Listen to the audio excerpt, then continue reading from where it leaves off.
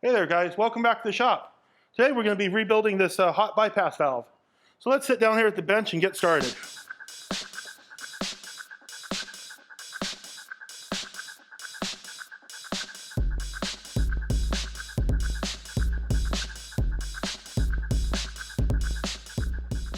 So here we have our hot bypass valve that we're going to rebuild. Kind of grimy and dirty, old worn out seals. So we're going to be taking this apart. We're going to be cleaning it up in our ultrasonic machine and then rebuilding it using the Caddy Daddy kit that has the 2 diaphragms and an assortment of O-rings. So let's get started.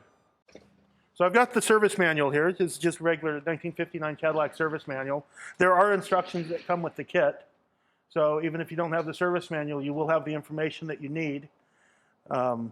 The only supplies you're going to need are something to clean this up with. You can use mineral spirits. We're going to use the ultrasonic. You're going to need a little refrigeration oil to lubricate it when you put it back together, whichever type of oil is used in your system.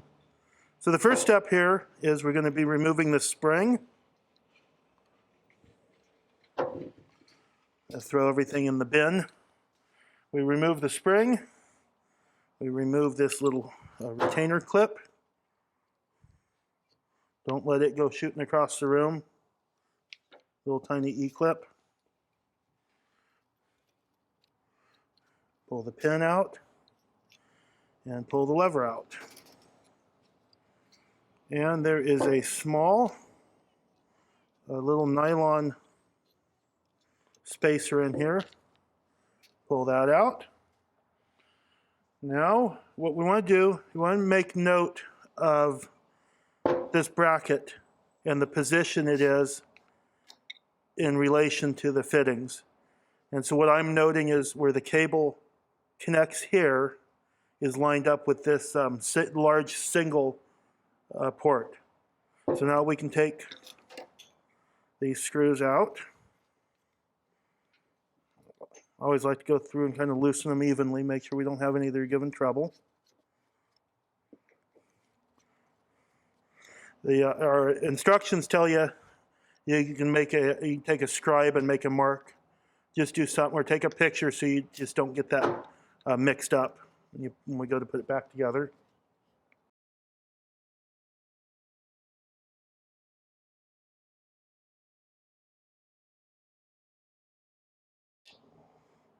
Okay. See how gummed up that is with refrigeration oil? Here is a pilot diaphragm. We have to disassemble it, but we're going to throw it in to get cleaned up. We'll disassemble it after it's cleaned. We got a spring and a little piston in here, which is stuck, so we're going to put that in to get clean. The ultrasonic cleaner will do a good job getting inside these tight spaces and breaking loose some of these parts that are stuck. There is an adjusting nut in here, and if you can avoid messing with that, then it'll make your setup easier when you go to put this on the car and you're doing the calibration. Well, since we got kind of a clear passage to everything here now, I'll take the cover off of there, get rid of these old O-rings where they still are. There's a Schrader valve in there. We'll have to get the valve core remover and remove that. That valve core is not in the kit, but it's just a standard AC type Schrader valve. Now underneath this cover is a rather large spring, so we want to be very, very careful as we take these screws loose that we don't have the spring go flying across the shop or flying into someone's eye. I'm going to take a few of these out all the way and then slowly take out the last few, loosening them evenly, making sure here that this is going to separate.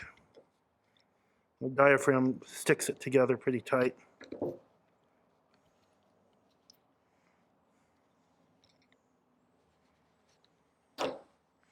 There we go. Got broken loose. You can see the gap in there now. If you took all the screws out and it was still stuck, then that spring's loaded under pressure, and that cover could fly off and not be good. So make sure you get it to separate like that before you get the screws all the way out. And you can better control what it's doing.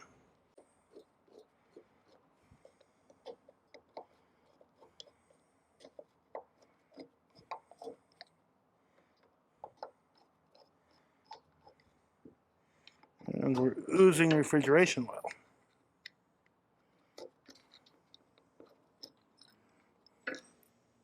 So there's the spring that we're trying to deal with, and it's pretty stout. And this looks like it's stuck in there pretty good. See if we can get the this cover screw to come off. There we go. That's an old part that we can discard.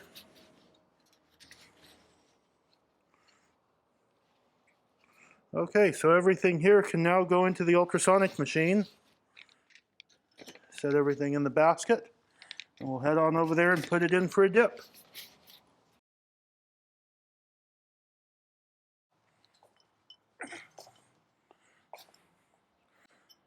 So here we're at our new ultrasonic cleaning machine. We've had one of these before, and it kind of got used and abused. And it was a lot smaller than this. It's got about 5 gallons of water in it right now with the cleaning agent. So we're going to take and set our basket full of parts in.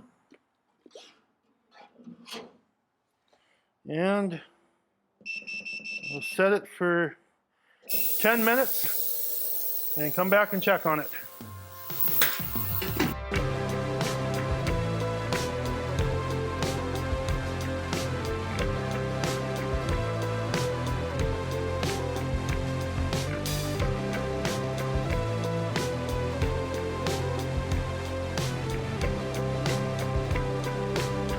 Okay guys, let's see how this thing's done. Check everything.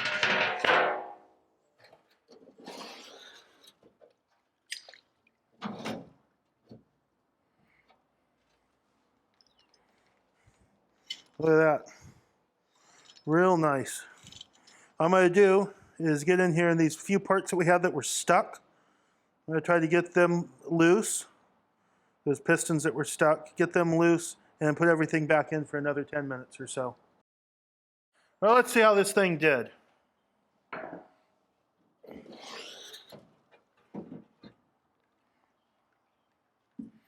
Boy, everything looks real good. Now let's get these parts out of the bench and get them dried off, and we'll get to putting everything back together. So we got all the parts cleaned up now. The ultrasonic machine did a great job. There's a few places I had to scrape some junk out of here. The pieces that were stuck all came apart, where we stopped there after 10 minutes. Got the little piston out. Everything came out really nice. So we're going to start assembling this side here first, the main side. So we have the new diaphragm. Just going to lay stuff out in order here so you can see how it goes. We have the main diaphragm. We have the plate and a screw with a lock washer. And then the spring will go over that, and the cover will go on, and we'll tighten down the 6 screws. So what we want to do is, I got some refrigeration oil here. We want to try to keep this really clean. We don't want to get any grime or anything in here. It's critical that this be clean. So we're going to apply some oil around there. They tell you to dip all these parts. I'm trying to do it a little bit more neatly so that you guys can see what I'm doing. We don't have a big mess. I'm going to coat this diaphragm with some oil. My hands are clean. I did go and wash up before starting here. So we lay that on. And when I'm assembling something like this, I'll take a couple of the screws. I'll just put them in the holes here to keep this diaphragm aligned wall, we take and we put the centerpiece in. That goes on there. Then we have the little screw. There's a real thin-headed screw.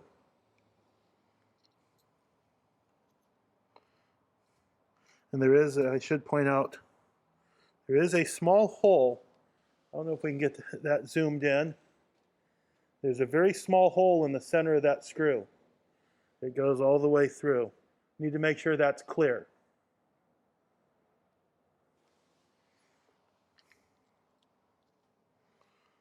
Little details like that, if you don't check them, they're bound to get you.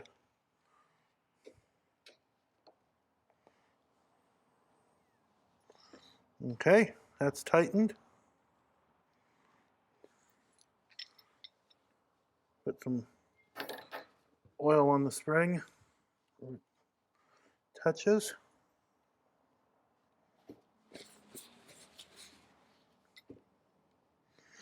And we're going to see how this is going to go. Okay, I can apply enough force. If you're not comfortable pushing down on this and getting the screws started, you can just simply get some longer screws to get started, to pull this down. But this seems like it's easy enough. Unfortunately, I'm going to start on this back side where you can't see.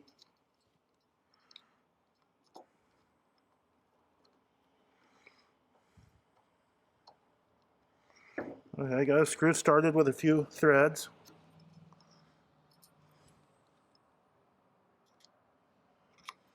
That spring is awful strong.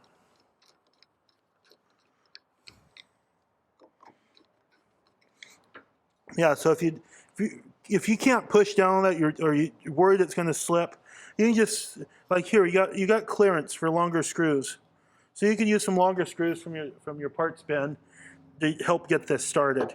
It is a little bit difficult. So now we just evenly tighten everything up. Kind of go around it in a pattern like you would do lug nuts.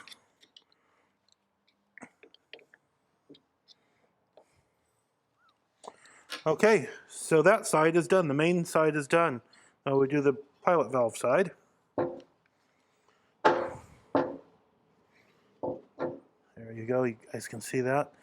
There's a little valve right there in the center, a little nylon piston. Make sure that's free. And I'm referring to the diagram here. So we have this little dish, and that'll go on there. Then we have the diaphragm. This disc with a tab on it goes in the spring. There's that little little plunger I was trying to get out. I couldn't get out until we let it go in the ultrasonic for a few minutes. So all that fits in there, and then all we have to do is do the external parts and the O-rings. So put some refrigeration oil in here. And you can see how different new, fresh refrigeration oil is. And that little black spot is a blemish in the paper, not dirt. What color this is compared to what came out of this in the viscosity. This is the proper oil for this unit.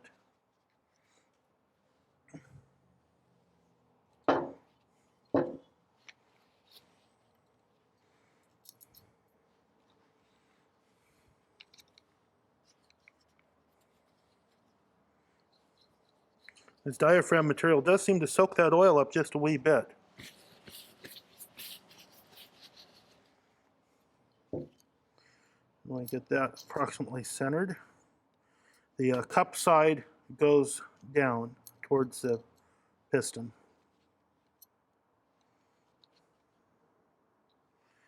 And this side, we just sort of stack it together. A little oil on these parts. This side is exposed to the engine compartment.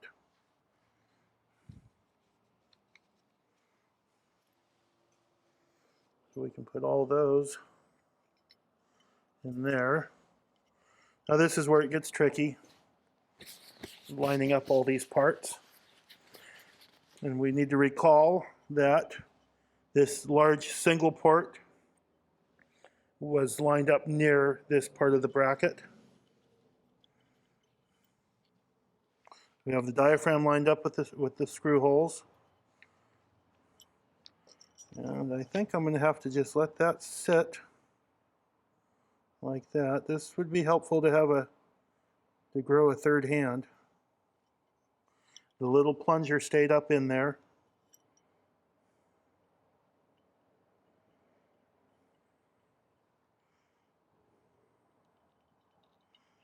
Ah, slipped around on me.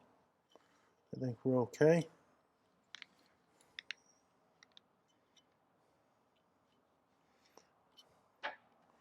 Get one started. Being careful not to pinch the diaphragm material.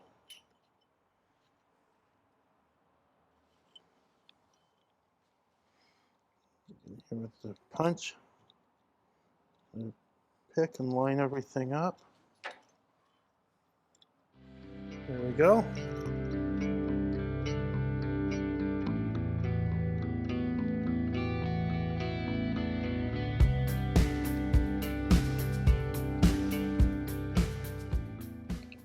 Okay, all the screws are tightened up here good now.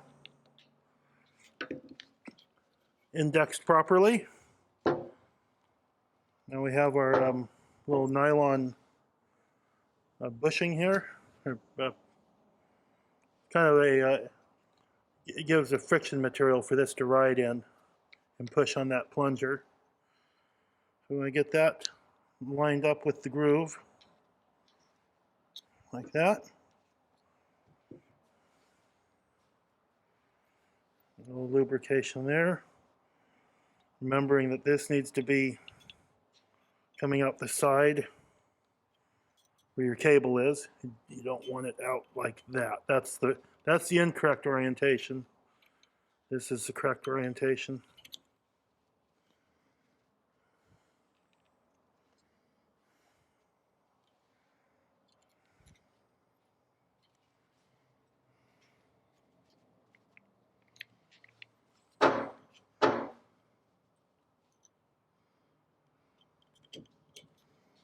Okay.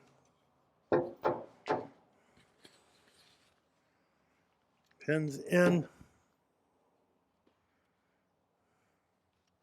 I get the E-clip without sending it across the room.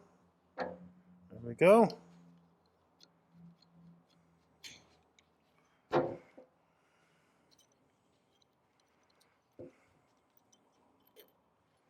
And there we go.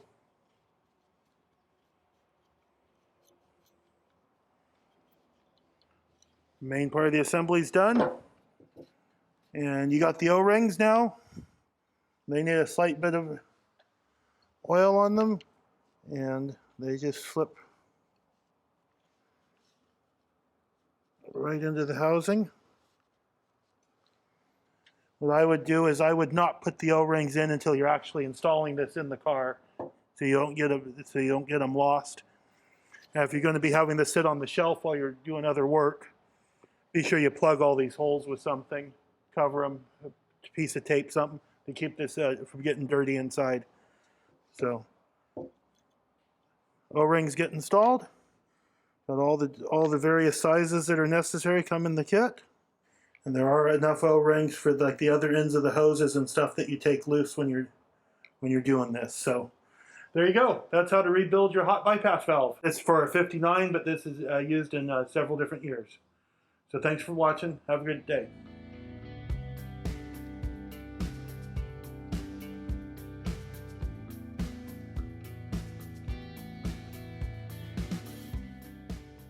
At Caddy Daddy Presents, it's all about giving back. Please enjoy the video of the Boys and Girls Clubs of St. Helena and Calistoga.